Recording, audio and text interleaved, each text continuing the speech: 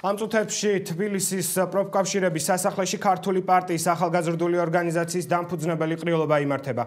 ყრილობაში მონაწილეობას საქართველოს ყველა რეგიონიდან 1000-მდე დელეგატი იღებს. დელეგატები არჩევენ ქართული პარტიის ახალგაზრდული ორგანიზაციის ლიდერს. ამ პოსტზე კი 3 კანდიდატურაა წარმოდგენილი: ლერი ლაფაჩი, შოთიკო იამანიძე და ირაკლი კაკაბაძე. ყრილობის მონაწილეებს თავდაპირველად მისასალმებელი სიტყვით ქართული პარტიის თავმჯდომარემ სოზარ სუბარმა და პარტიის ერთ-ერთმა ლიდერმა კოკა გუნცაძე მიმართეს. შემდეგ კი თითოეულმა კანდიდატმა ქვეყნის განვითარების საკუთარი ხედვა და სამომავლო გეგმები წარმოადგინა. ხდება ჩვენი ახალგაზრდული ორგანიზაციის თავმჯდომარის არჩევა, თვითონ ახალგაზრდები ჩაატარებენ ამ არჩევნებს და თვითონ აირჩევენ იმ ლიდერს, რომელიც მათი აზრით უკეთ გაუძღობა მათ ამ ბრძოლაში. თქვენ ხედავთ დღეს თუ როგორი აქტიურობა შეინიშნება ქართული პარტიის ახალგაზრდულ ორგანიზაციაში. ჩვენ ვაპირებთ და მინდა მივმართო პირველ რიგში მთელ საქართველოს ახალგაზრდობას, რომ კარები მათთვის ღია არის. აქ არიან უკვე დარეგისტრირებული ახალგაზრდები და ვისაც სურვილი ექნება, მოუწოდებ ყველა ახალგაზრდას, რომ თავისუფალი ნებით უფრო და უფრო გააქტიურდნენ, რათა ჩვენი ქვეყანა გადავარჩინოთ.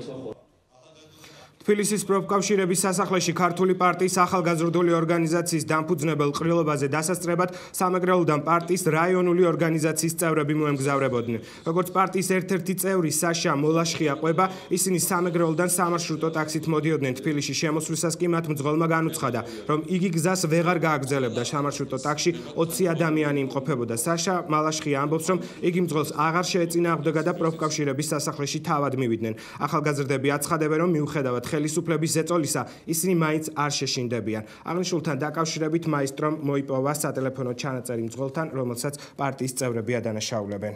შემთხვევითი არ არის, რომ ხელისუფლებამ უკვე გამოაჩინა თავისი შეშფოთება ამ ფაქტით, თავისი შიში და ზუგდიდი და მომავალი ახალგაზრდებიდან მძღოლს უბრძანებს ბროდრო ჩამოეყარათ ავტობუსიდან და დიღმის შესასვლელიდან იმათ მოუხდათ თავისი ფეხით მოსვლა აქამდე.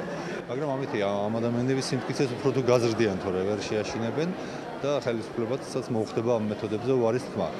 ხელისუფლებას როგორც ჩვევია კიდევ ერთი თავდასხმა ჩვენზე. ჩვენ თითქმის თბილისამდე ჩვეულებრივ ჩამოვედით დიღომს როცა მოუახლოვდით, ანუ გუდვილის მიმდებარე ტერიტორიაზე. ჩვენ პირდაპირ გამოგვიცხადა მძღოლმა ესეთი რაღაცა, რომ ჩვენ უნდა ჩავსულიყავით მიკროავტობუსიდან. ანუ ჩვენ ვკითხეთ რატომ მძღოლმა გვიპასუხა ეს რაღაცა. რამოდენიმე წამის წინ სანამ მძღოლი გვეტყოდა ამას, რამოდენიმე წამის წინ მძღოლი ტელეფონზე ლაპარაკობდა, მე ვკითხე, რა თქმა უნდა, გამიშთა ესეთი კითხვა, რატომ? მან მიპასუხა, რომ ჩემმა შვილმა დამირეკა, რომელიც მუშაობს სპეციალურ დანიშნულების რაზმში და სამსახურიდან გაშვებიდან ემუქრებოდნენ. რა თქმა უნდა, ჩვენ ახლა არ გაუწიეთ მძღოლს წინააღმდეგობა, რადგან მძღოლი არ აპირებდა მაქნის დავძვრას და ჩვენ ვთქვით ეს რაღაც, რომ ჩავსულიყავით მიკროავტობუსიდან. 20 ადამიანი ვიყავით ჩვენ, 16 ადამიანი იმყოფებოდა მიკროავტობუსში, 4 ადამიანი პატარა მსუბუქ ავტომობილში და როგორც გითხარით, ხო, ჩვენ ვერანაირ შემთხვევაში მძღოლს წინააღმდეგობას ვერ გაუწევდით და დავტოვეთ მიკროავტობუსს და ჩვენი სახსრებით ზოგი სამარშრუტო ტაქსებით ჩამოვედით ქართული პარტიის ახალგაზრდული ყრილობის დასასწრებად. მე არ მაწყობდა რა ეს ხალხი რა. არ ვიცოდი თავიდან, თორემ ვარ შეარჩევისვამდი მანგანას. არ ვიცი ახლა სად მიდიან, სად არა, მე იქიდან მომივიდა ცნობა, რომ ეს ხალხიო ოპოზიციონერები არიან და არ მაწყობდა რა.